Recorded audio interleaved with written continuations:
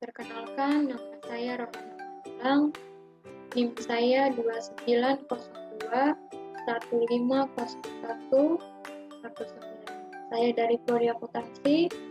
Pada saat ini saya akan mempresentasikan mata kuliah aspek hukum dalam bisnis dengan dosen pengampu Ibu Ade Purnadharmayanti, Magister Manajemen.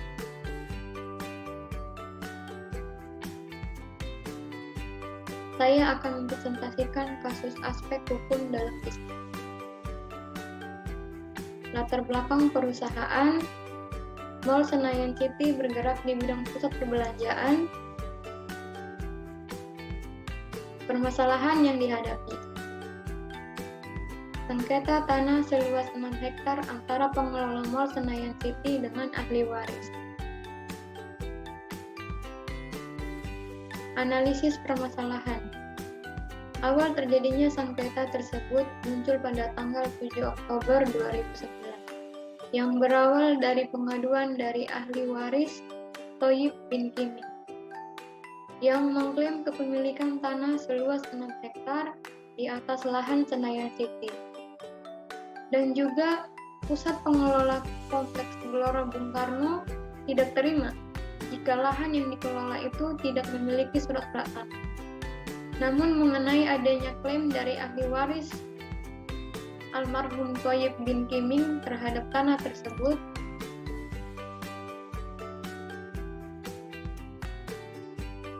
PPK GBK menyatakan tanah yang digunakan PT Mangala Gelora Perkasa untuk proyek tanah Senayan City merupakan tanah negara. Apabila ada pihak-pihak lain yang mengaku mempunyai kepemilikan, tentu dapat melakukan upaya hukum melalui lembaga peradilan sesuai dengan ketentuan peraturan perundang-undangan yang berlaku. Penyelesaian permasalahan. Terkait hal tersebut, Komisi D DPRD DKI menggelar rapat khusus dan tertutup dengan Dinas Pengawasan dan Penertiban Bangunan. Di ruang rapat kerja komisi dan hasilnya, Dewan mendesak agar kasus sengketa lahan tersebut dapat segera diselesaikan.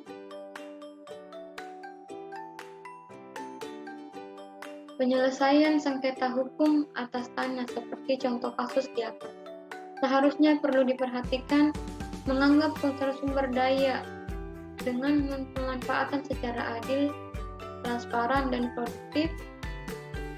Kelengkapan data mengenai keberadaan, jumlah atau luas tanah beserta status penguasaannya haruslah lengkap dan up to date, sehingga dengan demikian akan tercipta tata ruang wilayah yang serasi dan seimbang. Walaupun terjadi sengketa atas tanah di suatu wilayah, dapat segera diatasi oleh pejabat setempat dan hasil penyelesaian sengketa tersebut akan lebih dapat diterima para pihak yang terkait.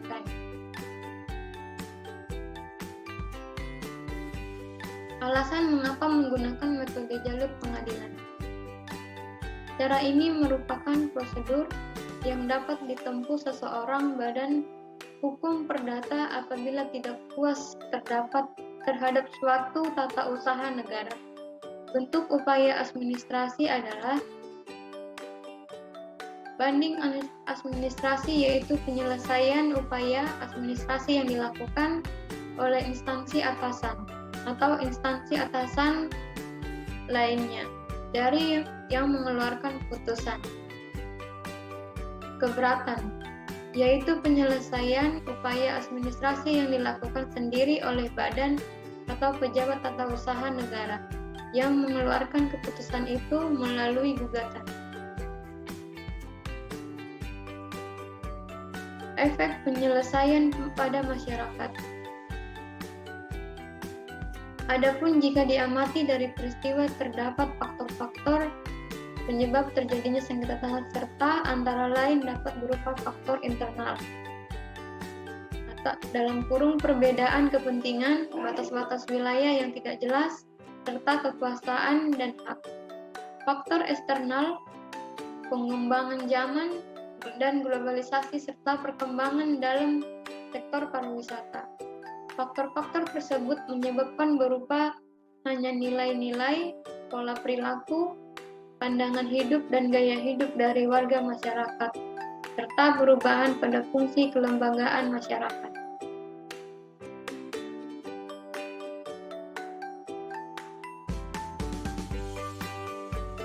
Kesimpulan,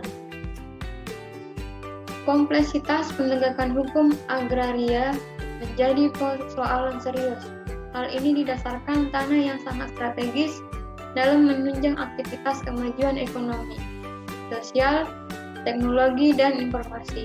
Dengan demikian harus ada kemauan dan komitmen bersama untuk mencari solusi alternatif konflik pertanahan di Indonesia yang telah memakan banyak korban jiwa, baik pemerintah daerah, aparat penegak hukum, perguruan tinggi, dan seluruh masyarakat, agar mendahului penyelesaian secara kekeluargaan.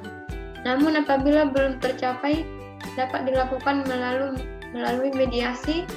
Apabila masih belum tercapai, maka pengadilan merupakan jalan terakhir yang harus ditempuh.